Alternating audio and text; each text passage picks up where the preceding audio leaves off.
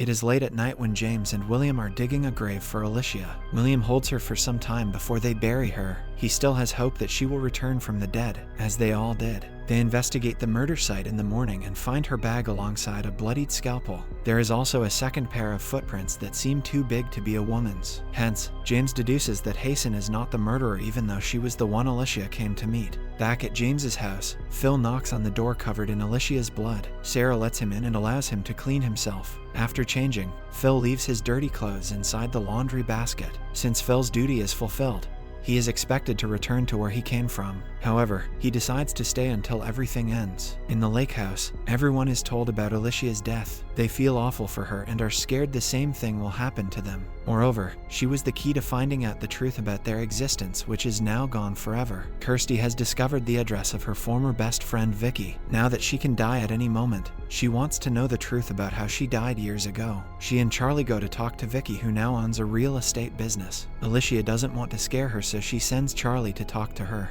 While waiting outside, she meets Vicky's son, who was born the year after she died. Kirsty is shocked but doesn't try to dig into it. Inside, Charlie pretends to be a customer and slips in Kirsty's name to Vicky. Initially, she asks him to go away, but then he lies that he is Kirsty's nephew and just wants to know what happened to her. To his surprise, Vicky genuinely thinks that Kirsty was murdered by her boyfriend. Outside, Kirsty gets a vision of the past and sees herself and Vicky in the woods. They were sexually assaulted by a bunch of guys from the town. Kirsty thinks harder and figures out the name of her murderer is Pete. She burns in rage and runs to his house. It turns out that Vicky's son was the result of the assault, which is why she didn't tell anyone about the incident. Meanwhile, at the police station, Hasten is called to be interrogated about Alicia's murder. She discloses that the person who killed her is like Vic, someone who died recently. Hasten wants Alicia's research file so she can experiment with ways to expand the boundary again, because, at this rate, the resurrected do not have long to live. However, James doesn't allow it because he doesn't trust her. In the meantime, Patrick is still up on providing Beau's family with their share of the villa. He finds a book about their family history and discovers that his death was blamed on Kalinda and her family, who were all killed by his son. It fills him with rage. Hence, he goes to the oldest Fitzgerald alive named Abode. She is shocked when he mentions Kalinda's name because only her grandfather knew who she was. Patrick also shows her the will, but she refuses to acknowledge it, since he knows about her family more than he is supposed to. Abode sends her grandsons to teach the man a lesson. Somewhere else, James discovers that Owen is a convict who was imprisoned for murder charges. He goes to talk to the guy, and when he is busy, William goes behind his back and stalls Alicia's files. He does so to provide the research files to Hasten, who promises to bring Alicia back from the dead. Soon, Hasten figures out that the primary step of Alicia's experiment was a vibration that reinduces memories in the resurrected. Using the same vibration, one can bring them back to life. She tries it on William, which brings back some of his memories. He remembers that this is not the first time he was resurrected. He was someone else before he died and returned as Williams. Maybe this was the reason Alicia wanted him back, but they have no way to confirm. Meanwhile, Kate sends James away, not caring even if Owen is a convict. Later, he explains that he was 19 when he got into an argument at a club that ended terribly. It ruined his life as he faced 8 years in prison and has recently been bailed on parole. At the police station, Sarah is trying her best to steal evidence that hint toward Phil being the murderer. While disposing of the evidence, she comes across Charlie returning to the lake house. She points the gun at him but stops when a lot of blood starts dripping down her leg. She quickly returns home, where James has found the bloodied clothes and towel that belonged to Phil. He asks her whose blood is, but Sarah saves herself by revealing that she has been bleeding abnormally for the past few days. Elsewhere, the Fitzgerald grandsons attack Patrick and dump him into the basement. When he retaliates, he is gagged, tied, and left to die. Meanwhile, Kirsty has finally found out who her murderer is. It is a man named Pete, who also happens to be Chris's older brother. She throws stones at their window and sees Pete in a wheelchair. Chris reveals that Pete had an accident when he was 19 and lost his memory. He has also been wheelchair bound ever since then. Kirsty tells Chris that his brother is a murderer, and the wheelchair is not enough punishment for him. In the meantime, Charlie returns to the pub where he meets the owner again. He gets flashes of the time after the war. He was kept in the medical center for some time, but it is not how he died. He remembers digging into a wooden panel in his room and hiding money that he made from gambling. He spends the rest of the day in the club recounting the memories one after another. It turns out that he used the money to establish the Kalinda Khaki Club, a safe space for the soldiers who returned from war. It was a good deed, but while working on it, he was suffering from TB. After the club was up and running, The disease got the best of him and he shot himself for an easier death. Charlie breaks into tears, telling the owner that he was a coward. But the man reminds him of all the great deeds he did before his death, which makes him feel better. Then, we see Sarah with her baby in the hospital. The nurse claims that the frequent bleeding is normal in new moms. Sarah is supposed to stay there for a while, but Phil arrives to fetch her. He is mad that she hasn't completed any task yet and wants to help her. Later, Sarah gets a call from Kate saying that she wants to meet at her house. Phil is doubtful of Sarah's abilities,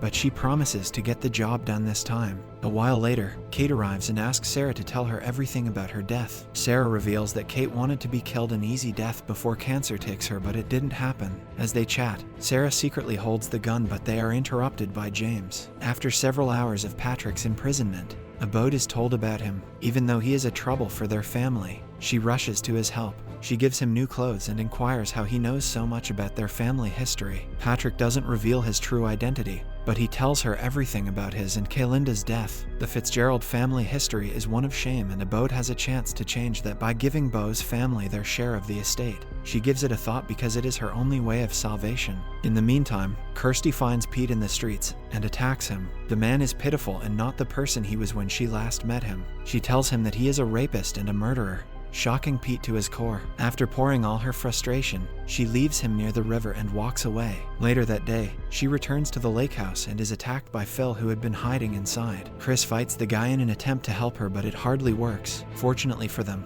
James arrives at the right time and restrains him. He is arrested and thrown into jail for some time. James inquires why he wants the resurrected dead. Phil, in turn, replies that they have crossed nature's boundary and they deserve to die. When asked who sent him to kill them, Phil doesn't have an answer. Following the conversation with Abode, Patrick meets Beau. The kid is thankful for his presence and wishes that his father was still alive. Suddenly, a bullet hits Patrick, ending his life. Sarah stands a few yards away with the gun. She has finally completed one of the tasks. Beau is in shock and can hardly comprehend what happened. He waits for the entire night before calling James in the morning. They are driving to the lake house with the dead body when suddenly, it starts to decompose into dust. In only a few seconds, it is completely gone. Beau gets the dust that is left of Patrick, hoping to spread it around the estate that he loved. When he returns home, he sees a lawyer talking to his mother. It turns out that Abode has decided to do the right thing and give half of the estate to the family. Despite his death, Patrick has finally fulfilled his purpose. Then, we see Sarah in front of Patrick's monument feeling terribly guilty for taking a life. She goes to the police station and frees Phil before they continue their mission. Elsewhere, James suggests everyone stay in the Norgard headquarters for their safety because it is the only guarded area in Urana. They have to make sure they stay away from the public because more killers like Phil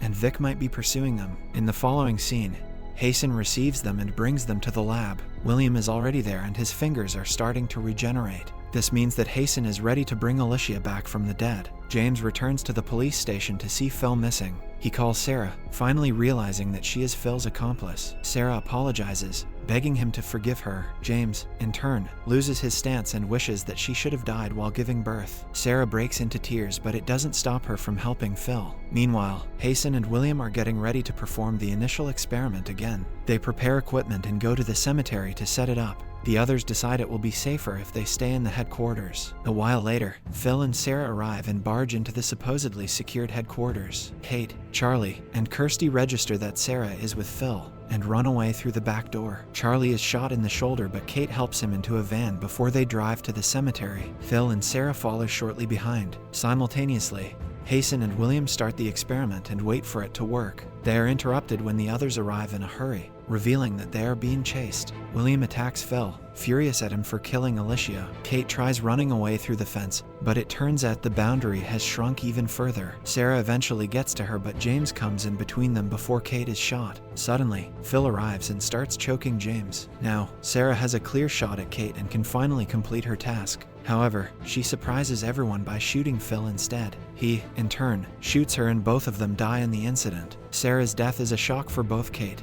and James. Kate tries her best to stop her from bleeding, but it goes in vain. At last, Hasten continues the experiment and intensifies the sound. However, Alicia doesn't come back from the dead. Still, the experiment causes the boundary to return to its normal form, which saves Kate, Charlie, and Kirsty's lives. In the morning, Chris talks to Kirsty and reveals that he is going to reopen her case file so the real murderer is convicted. James wants to bury Phil, but Hasten insists On doing a post-mortem on him, she brings his body away in a car, and shockingly enough, Phil returns to life. It turns out that it was Hasten's plan all along, and she is the one who brought him back. In the last scene, we see Beau spreading Patrick's ashes. James reads a letter Sarah left him, and William is still in the cemetery with Alicia. He hears a strange humming which indicates the revival of other corpses from their graves. Subscribe to see more videos like this, turn on the notifications, and leave a like to help the channel grow. Thanks for watching.